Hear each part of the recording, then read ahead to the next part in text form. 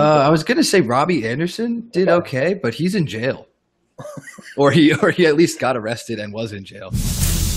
You're listening to Let's Talk Fantasy Football, where men of fantasy genius have realized, hey guys, we don't need real football skills to dominate on the fantasy field.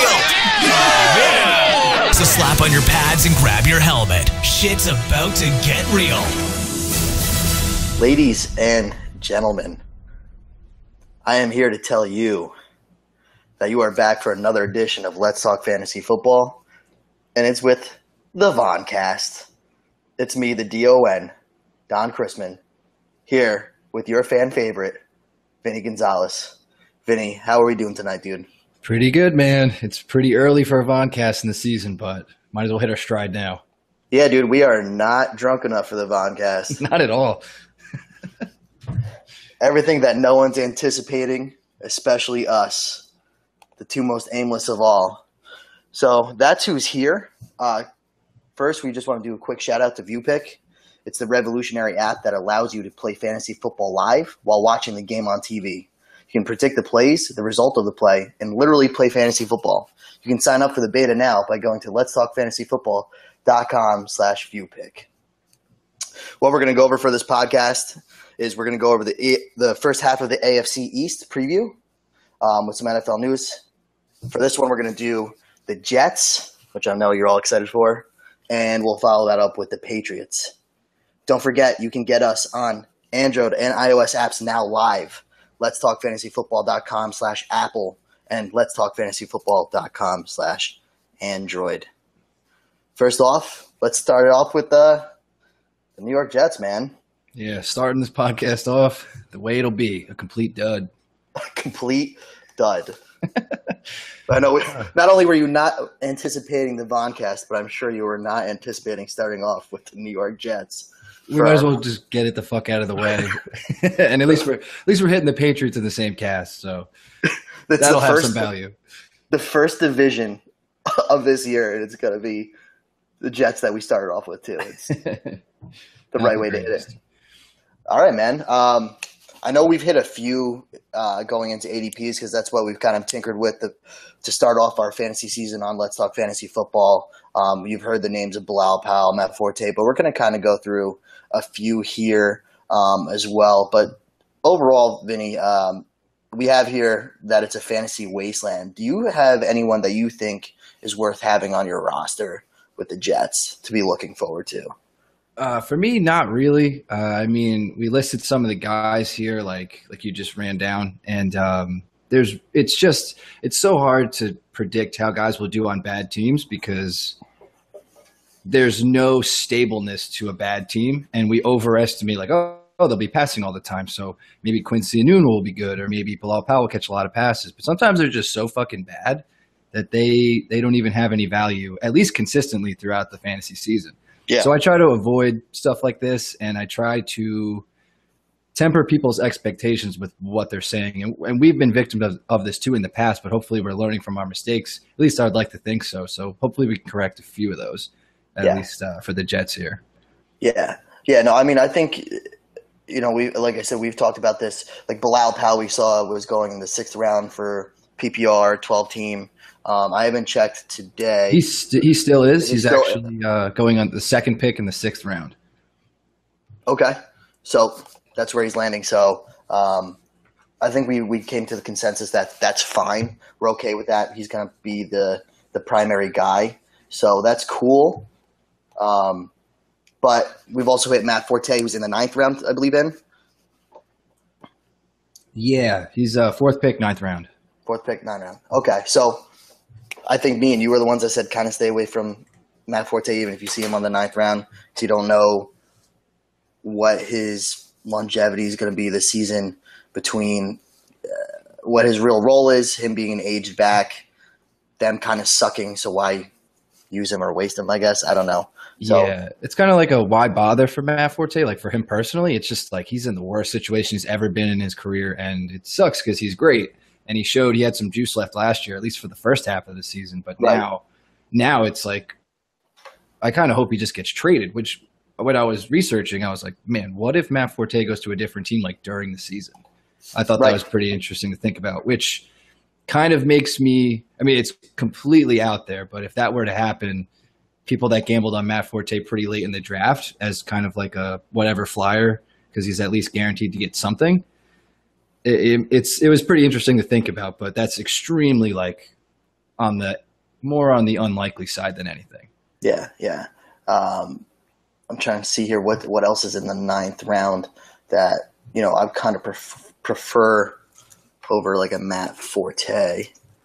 Because he's it's going to be pretty shit for running backs, but there are some other guys like I think the next he's in between. So the two running backs before him really it's Latavius Murray and Jamal Charles, which I would take those two guys over him. And then you got Kenneth Dixon behind him with Baltimore, Rob Kelly, James White, Jonathan Stewart. So we're big advocates on Jonathan Stewart landing in the 9th round. We would definitely take Jonathan Stewart over him. I would take Rob Kelly or James White over Forte too. So, yeah, at least you're getting guaranteed value with those guys. Like you'll be able to at least probably throw them in flex. I don't know about Rob Kelly yet, but some of those names for sure. Like White, he'll always have something like a flex-worthy week at points. Probably more so than Matt Forte this year. Yeah, don't get stuck on the name value of Matt Forte. True. Other than that, we got. So we were talking about Quincy Enunwa. What do you think about his value now that obviously Brandon Marshall's not there, Eric Decker's not there? Where do you think he lands, and what do you think his value is? I kind of view him as like a very poor man's Pierre Garçon this season. Okay. Like he's the number one for sure passing threat on the team, but he's on a fucking really bad team. So it's going to be extremely volume based with him because like we said originally, if you're going to bank on them being bad, they're going to have to pass a lot. But he was going earlier than I thought he would. He's going at the end of the 9th, which I think is even too high for it's pretty late and I still think it's too high. They're going to be a complete disaster. And I don't know. I'm not really digging what he can bring to your team. Yeah, it's just the Jets in general, man. I mean, obviously we're going to want to skip over these guys soon because it's so boring plain Jane with them because they are not good and they just have a lot of issues all together. I mean, there's really not – I mean, I really haven't seen anything about Quincy Enunwa. There's not going to be much news you're looking at. He's in the realm, like you said, at the end of that 9th round. Other receivers that are going before him and after him. You got John Brown and Corey Davis before him. I know Corey Davis is another name for Tennessee. Tennessee's kind of little with those receivers, but I still would take a Corey Davis over Quincy Enunwa. But you don't know what's going on with the Jets, the quarterback situation, everything else. Then you got Corey Coleman in Cleveland, Marvin Jones in Detroit, and Adam Thielen in Minnesota that are behind him. And I like those guys all better than him too. Yeah, I like those guys a lot. They're in way more potent offenses, and we've seen them produce in the past. Like Enunwa was up and down last year, to say the least, and that was a pretty bad Jets team that we already saw, and they have definitely gotten worse. So he's going to have to make some plays on his own, and you're going to have to rely on a really bad quarterback to get it to him. So I'd much rather roll with any of those guys you just said. Yeah. Fair enough. I mean, is there any receivers that other than Quincy Enunwa that you want to talk about with the Jets? I was going to say Robbie Anderson did okay, but he's in jail. or he at least got arrested and was in jail. So I don't know if his status is up in the air with the team, but that's all I could think of, and it kind of sounds like an afterthought anyway. Yes, apparently went to jail for pushing an officer at a music festival in Florida. Yeah. Interesting. Are we drafting Robbie Anderson? No. All right. Well, then I guess we don't even have to talk about the third wide receiver there because that's apparently their number 2. Quarterbacks. Looks like Josh McCown is their number 1 guy for now with the whole mess between Hackenberg and Bryce Petty. They've already talked about they don't know if the Jets are just going to bomb the season so they can draft another quarterback next season. So it's just a mess. Is Josh McCown even worth talking about? Nah, dude. I was going to say, can we move on? We're done here. All right, guys. We are officially moving on. With that being said, we're going to take a quick break quickly into this podcast. We're exhausted. We are already hitting our second portion of the podcast. So let's just go back to we want to talk about ViewPick. That's the revolutionary app that allows you to play fantasy football live while watching the game on TV predict the plays, the result of the play, and literally play fantasy football. You can sign up for the beta now by going to letstalkfantasyfootball.com/viewpick. And we're back, Vinny, with the New England Patriots, reigning champs, with a whole lot more to talk about and a whole lot more content than the pitiful fucking Jets. Yeah, this won't take 5 minutes. No, I mean we can crack another beer and talk about this for another half hour here. Let's roll down now. Let's start from the main guy, Tom Brady. Obviously, always a top 5 QB for the most part for fantasy value. Had a good year last year. No suspension this year. What do you expect with Tom Brady for fantasy value? Where do you think he should go? What do you think? I think his ADP right now is pretty much dead on. He's in the 3rd round with the 8th pick, so I like that. If you're looking to get, like, all right, when you're drafting a quarterback early, you want to at least get that top 3 that we talked about, which is Rodgers, Brady, and Breeze. Mm-hmm. Lock down any of those dudes in the 3rd round or earlier, and I say earlier, but probably 3rd round is the ideal spot. So I like that. And you're pretty much locking in a top 5 quarterback. So I have no problem with that. You know what you're getting. Solid output every week. He really didn't perform poorly at all last year after suspension. I think he really only played bad against the Seahawks and the Broncos, and that's weeks when you expect not too much out of him. So that was, he's Tom Brady. He's fine. Yeah, I think it's actually funny that we decided to pair these two teams together, the AFC East, on this podcast, because I think it's the exact opposite of the Jets. Yes, very much. They have the best coach with the greatest system, and they have all the pieces, and they've got the quarterback, right? So I spoke on a few podcasts before where this year I kind of like value, and I was talking about maybe value of quarterbacks going a little bit higher when it's the top guys, the top tiers, which is Aaron Rodgers, Tom Brady, Drew Brees. I think you can reach a little earlier on them, or for us, our sake, because we always talk down on quarterbacks. So where they are landing is where I would possibly take them this year. So I'd be cool with Tom Brady because I think the value starts to fall off after these top tier guys. And I also think it's funny is that of the 3 of them, 2 of them are 38 and 40, which is pretty funny. So they know what they're doing, but they've consistently performed. Not just on the field, but obviously for fantasy football, sometimes it's always hard finding that consistent quarterback. So these guys are worth the pickup, especially this year, with so many other uncertainties between the receiving and running back this year. But Tom Brady, man, I'm cool with him. He falls at that, especially in a 12 team around the end of the 3rd round. I would be cool with Tom Brady right there. Yeah, I think it's pretty dead on. Absolutely. The next big guy that they always talk about, Gronk. The Gronk. Dude, a lot of question marks around Gronk, though. But why? Hurt. Like, I'm usually not down with taking tight end early, but this is the latest we've seen Gronk go in a couple of years. It's got me a little excited. What's his ADP, Vin? 10th pick, 2nd round. Yeah, that is the latest. Yeah, he's usually a first rounder, or at least at the turn for the 1st and 2nd round usually. So this is, last couple of years, the latest we've seen him go. So you're comfortable with taking Gronk as, say you're in even a 10 team, 10th in the 2nd round or whatever. You're comfortable with taking him if you're in the back end of the 2nd round? Yeah, I say that now, but you know how we don't like doing that, pulling the trigger on tight end early. But I think Gronk is worth it. I think anyone that does that is pretty justified. His new contract is all set up with incentives, to play a full season, to score a lot of touchdowns, to get a lot of yards. Obviously, that's easy to say he's going to do, but it's Gronk. We've seen him do it every time he's been healthy. So it's really just the risk factor is all health-based. Yeah. So if you're taking that leap of faith with Gronk, it's the latest he's ever gone. I think it's a value at this point. It's I think, another dead-on ADP and pretty valuable too. I've never owned Gronk, and I probably never will. I'm not willing to drop my 2nd round pick on Rob Gronkowski, even though it's the back end of the 2nd round. So if you're the back end of the 2nd round, you're following up on the 3rd round. But to me, that's not worth it. I think the tight end pool is just a little bit more rich. I know we're big on, if you guys have been following us for the past few years, tight end roulette. But I mean, I think it's a little bit more rich this year. I mean, your second tight end is between Travis Kelce and Jordan Reed, which those guys are studs.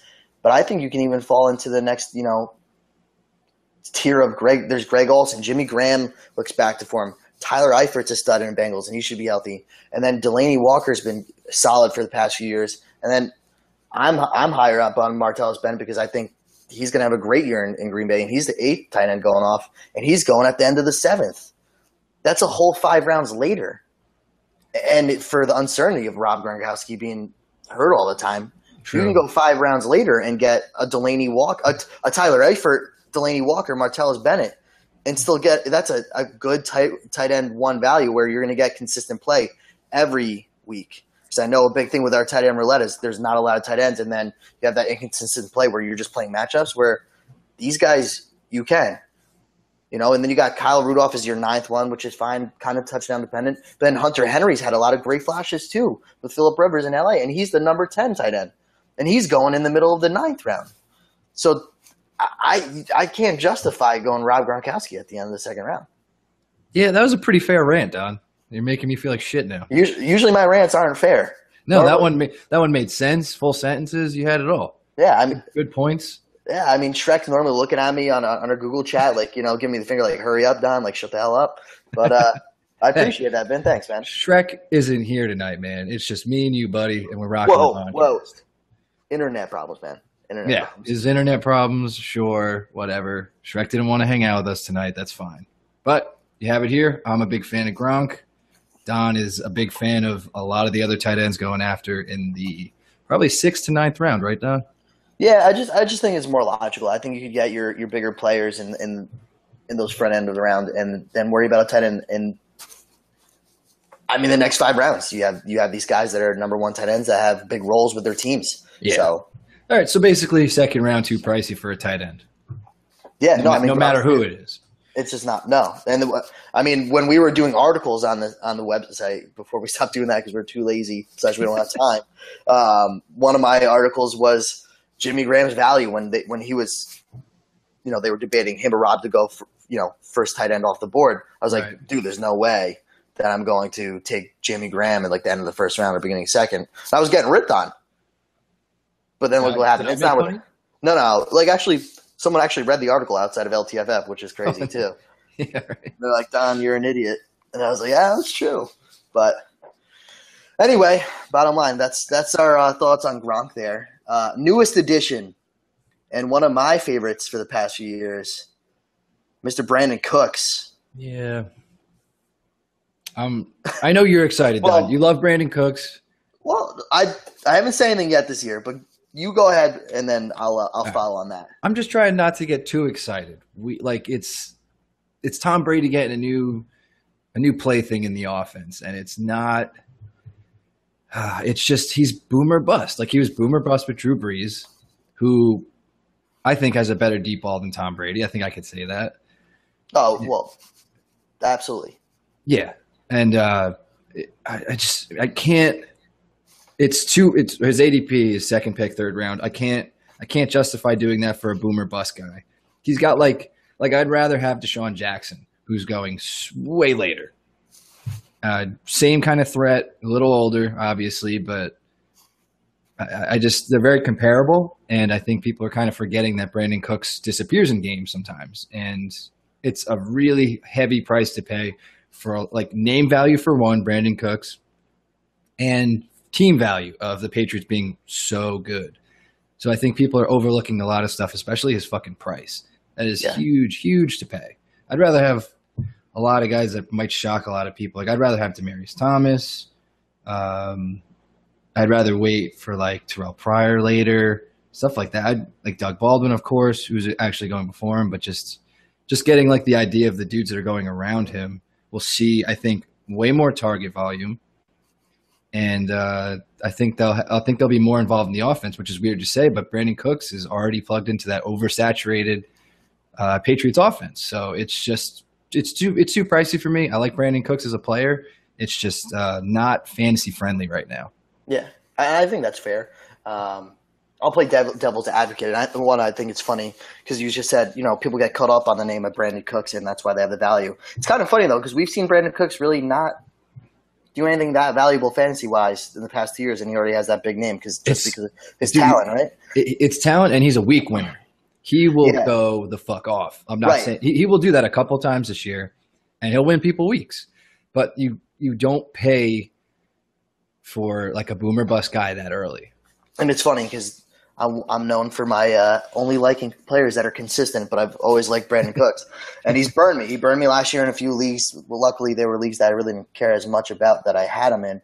But I'll play devil's advocate in the sense of because I've had him every year, I've kind of watched Drew Brees always kind of falls in love with another guy all the time and always kind of left Brandon Cooks out there. But I think with the Brady and the Patriots, it's almost going to have it's their first almost like Randy Moss type player where it's just this deep route guy because you got Julian Edelman, that's your slot player, and then you had Gronk, who especially if Gronk gets hurt, which always happens, I think that opens a lot for Brandon Cooks. And who you were referencing for wide receivers is fine depending on what your draft strategy is. So you were talking about you would rather have a Deshaun Jackson who goes much later, right? And then you said Doug Baldwin who's one before him. But then you said I'd rather have a Terrell Pryor and wait a few rounds. But you just skipped a whole bunch of people that are in that bracket of after Brandon Cooks. You got DeAndre Hopkins, who had a bad year last year because his quarterback was horrible. Osweiler was a piece of shit. I hate him. So I feel bad. But, hey, listen, Deshaun Watson comes in. DeAndre Hopkins, even if Savage plays, he's going to play better than he did last year, and that wasn't his fault. But then you got Demaryius Thomas, who didn't have a horrible year, but it's not almost like his upside's not going to be as high this year because, again, we know what the quarterback plays. Then you got Keenan Allen, and I love Keenan Allen. But, again, he's been hurt 2 seasons in a row. Then it's Allen Robinson, who disappeared last year. Then we got Alshon Jeffrey that's in Philly. So and then you said Terrell Pryor, and then after that, Sammy Watkins. So look at all these question marks that are right there. If you're going to go for the risk and you need a wide receiver at that point because maybe you went running back and quarterback, running back, tight end, and you need a receiver, Brandon Cooks would be your guy there. So, Finn, if you already had 2 receivers, I could understand that and say, I'm not going to – why take the bet when I could just get my third receiver as Terrell Pryor or my second receiver as that. But as a number – he's still probably one of the more prominent number 1 receivers to put in there. So, yeah, I'm just seeing Cooks as like a number 2 for your fantasy team, and he's going around a bunch of 1s. Like everybody you ran off is definitely a 1 in their offense and a 1 in fantasy football. So I'd rather much focus on a lot of those other guys, maybe nitpick like Allen Robinson out of there. Hopkins is a fucking toss for me. So I'm not saying like, man, you're kind of twisting me up, Don. I'm not trying to twist you up. And to be honest with you, if I drafted, right, and Brandon Cooks was my number 1 receiver, I'm not leaving that draft feeling good. No, definitely. I don't, just because of the past. And now I'm not saying that upside is not there, but again, you look at where it kind of drops to. You gotta understand that. So this is something, again, this is why we mock. This is what we look at where your next tier is. It starts to drop into a lot of uncertainties, that next level, until you start talking about, I'd rather have a Terrell Pryor, because then you start getting into the Jarvis Landrys, the Devontae Adams, the Tyreek Hill, Michael Crabtree, the Martavis Bryant. That's a good section right there. Yeah, for sure. So it all depends on where you're drafting, what your strategy is, but that one realm before that is a whole lot of uncertainty. So if you're still looking for like a number 1 receiver, you drafted running back heavy first, I think there's a lot more upside to Brandon Cooks in the Patriots offense than, believe it or not, than with Drew Brees and the Saints. That's just how I feel. I think we disagree, Don, but that's okay. That's what it's all about. Content, guys. Believe it or not, you're getting some content out of the podcast. I guess so. Never again. Probably, yeah. We'll probably do it soon. So, yeah, man. You know, it's done. It's inevitable, man. Well, it is. We're gonna do this forever. We don't hate it. It's just kind of like when everyone else bails and they're just like, shit. All right, it's you too. It's the Voncast. It's a trick. Good luck to all the listeners. Oh boy. We should actually stop putting in the title though, the Voncast, because I think we start losing views. Yeah. Like we should trick them to not the Voncast, and then when they open up, they're just like, oh fuck, the Voncast, but it's open now. So guess I have to listen to all 2 hours of it. Moving on. Man, we talked about Brandon Cooks for so long, and like 20 other receivers. Yeah, Just cooking up, man. Hey, let's talk about another receiver, Julian Edelman. Mm-hmm. What do you think, Don? Because he's going late, I think, for Julian Edelman. Fourth pick, fifth round. Always been Tom Brady's dude. Usually when Gronk goes down, he excels, but he's still an integral part of their offense. Yeah. He had, let's see, 98 catches last year, and Brady missed 4 games, so the upside of having Tom Brady for a full year is on his side for sure. Do you his touchdowns weren't great either. That was another thing I want to talk about. He had 3. Right.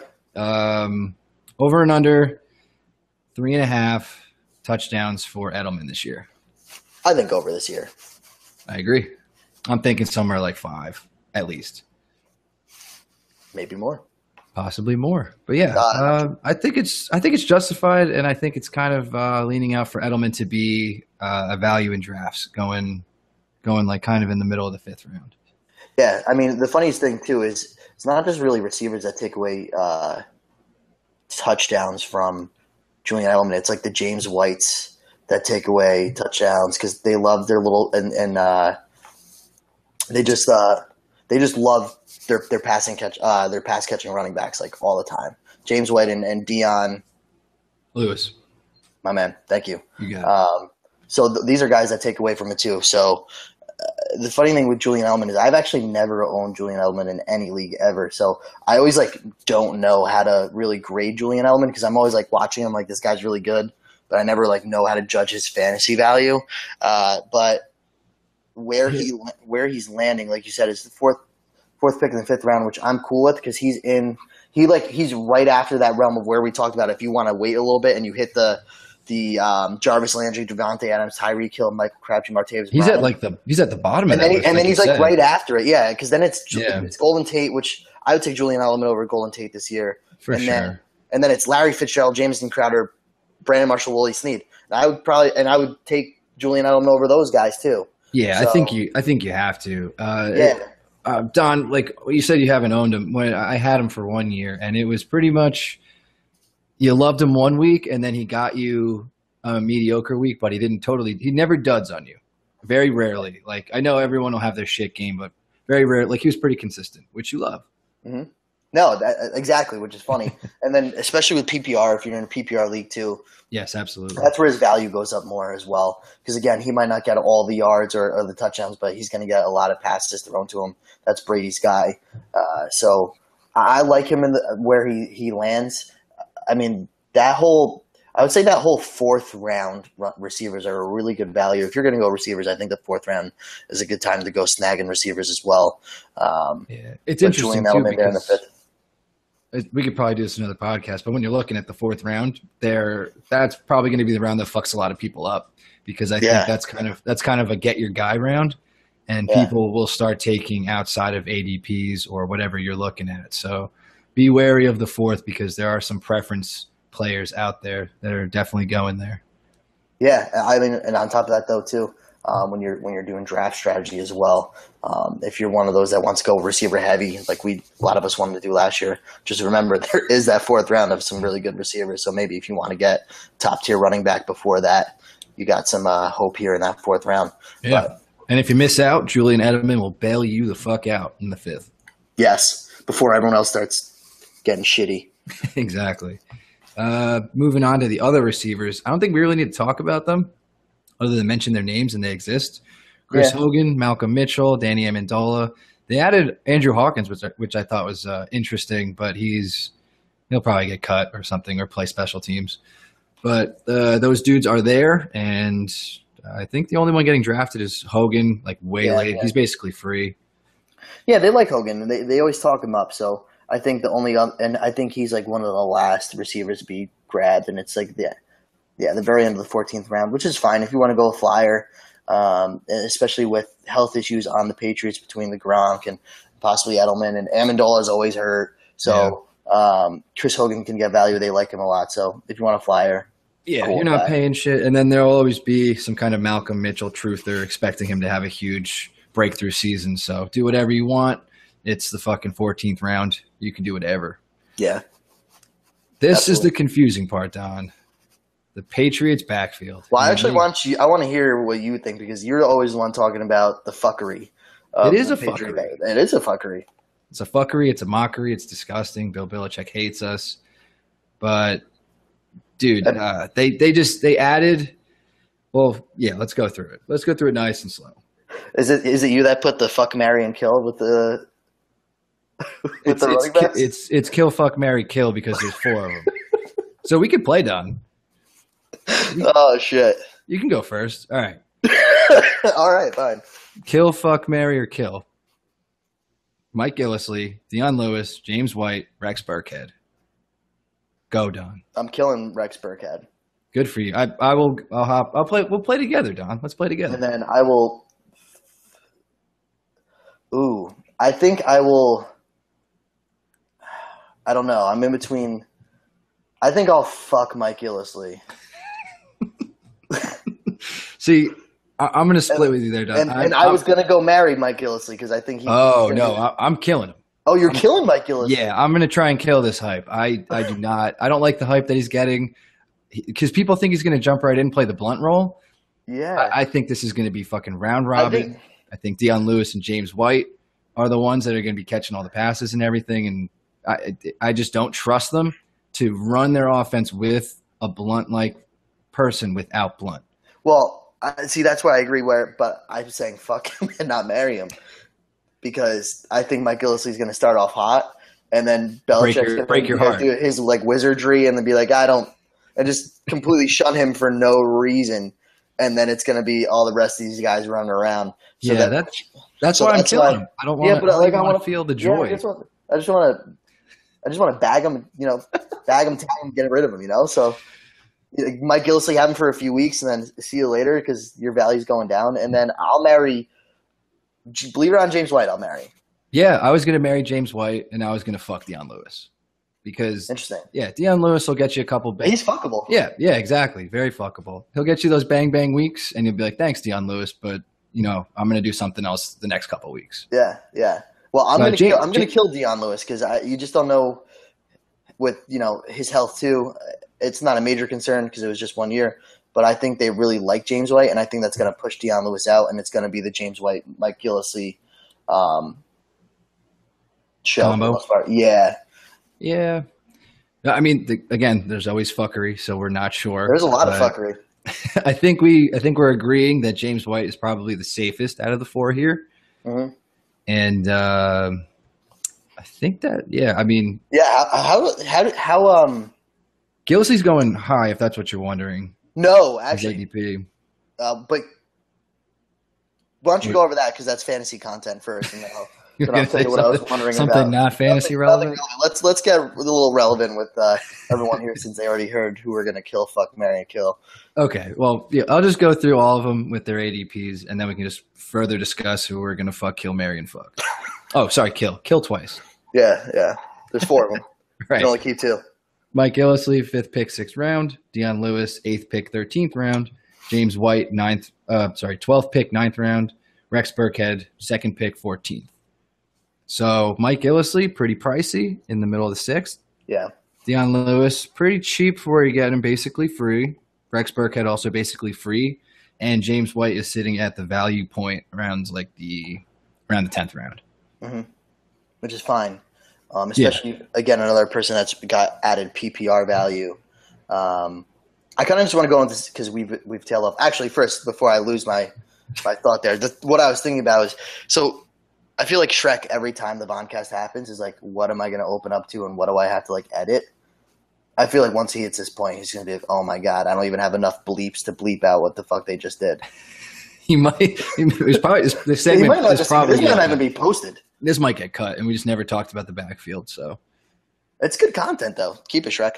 We're a little controversial here, but going back to where we're at. So the 6th round, right? So because a 6th round where we talked about Bilal Powell, and that's where you're saying Mike Gillislee is. So to give everyone a idea of where everyone else lands there. So you're looking at the last 2 in the 5th round. So the 8th and 9th pick in the 5th round, Amir Abdullah, C.J. Anderson. Beginning of the 6th round is Danny Woodhead, Tevin Coleman, LeGarrette Blount, Bilal Powell, then Mike Gillislee. Then it hits your boy Dalvin Cook. I know you and Shrek like him a lot. And then, stop it. Paul Perkins at the end of the 6th. Okay, so it is kind of a mess there, to be fair. Yeah. So I could see why he's going there. This makes me just like want to go running back early. Yeah, no, I think we've covered that multiple times. I think we've like found our strategy of running back a little early, find a little bit of value in the 4th round receivers. I think we're helping you guys out already.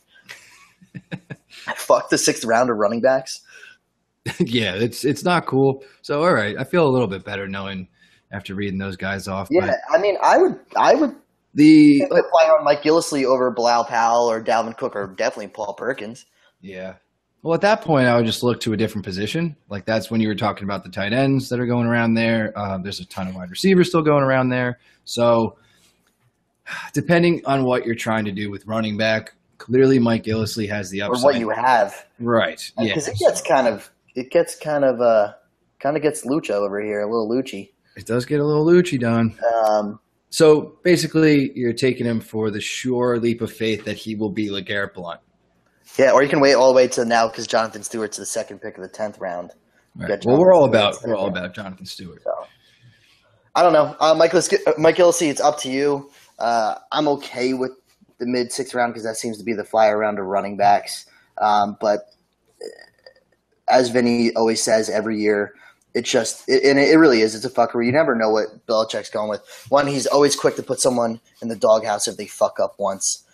2, he's always doing something new with a different running back all the time. He has D.O.N. Lewis that he really liked for a long time, and he might get thrown in there where you probably shouldn't kill him. And then you got James White, who I think is probably going to be your most appealing to marry because I think he'll probably be the most consistent of all. So, but again, it's always a toss-up with their backfield. Yes. Be wary, everyone. Be wary is right. With that said, Vin, do you have anything else with the Patriots?